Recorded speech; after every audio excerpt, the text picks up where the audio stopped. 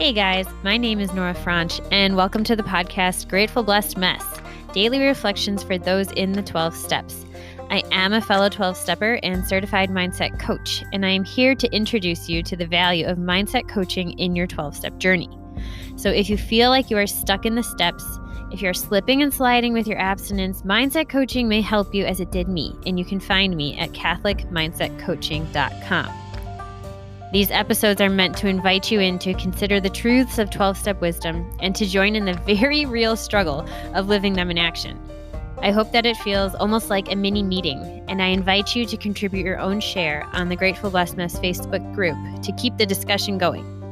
My comments are based on my own experience, so feel free to take what you like and leave the rest.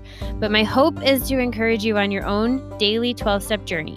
As they say, you cannot stay clean on yesterday's shower. So without further ado, let's begin.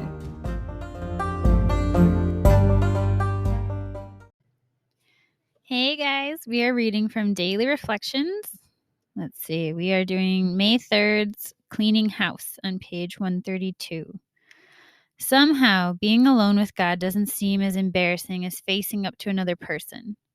Until we actually sit down and talk aloud about what we have so long hidden, our willingness to clean house is still largely theoretical.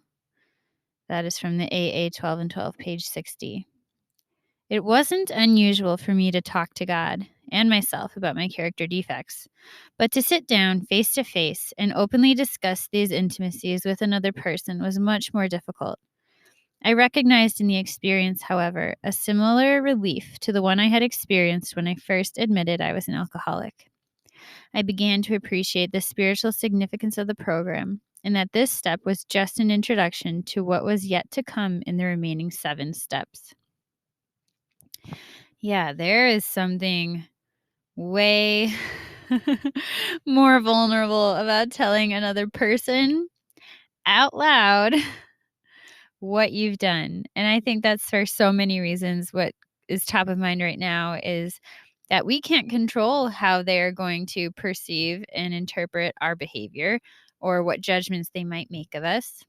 We feel much more comfortable with a God who, loves us no matter what. That's so much safer to go to than another human being.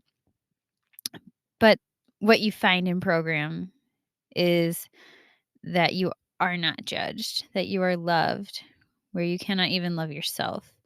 And so, like people say, whoever we do our 5th step to becomes God with skin on.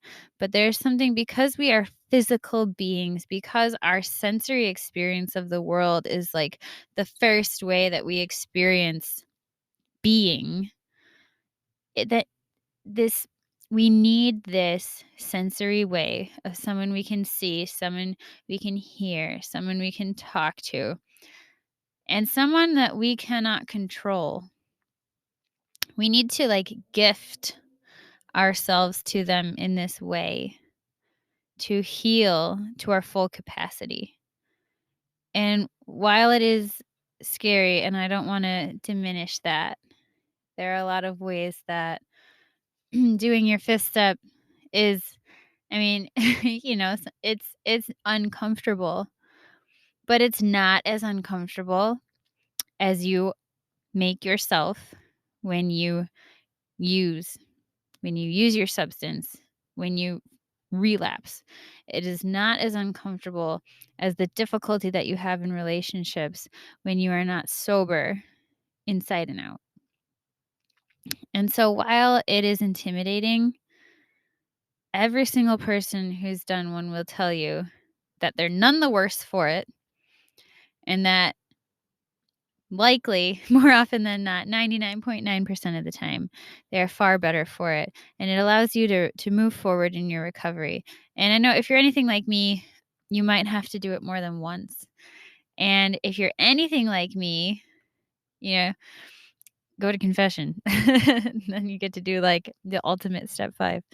But there's something really beautiful about doing it with someone in program, someone who knows what you're doing, someone who's done what you're doing, and someone who can look you in the eyes and is on the same playing field as you are and can say, "Me too, and I love you." With that, I pass.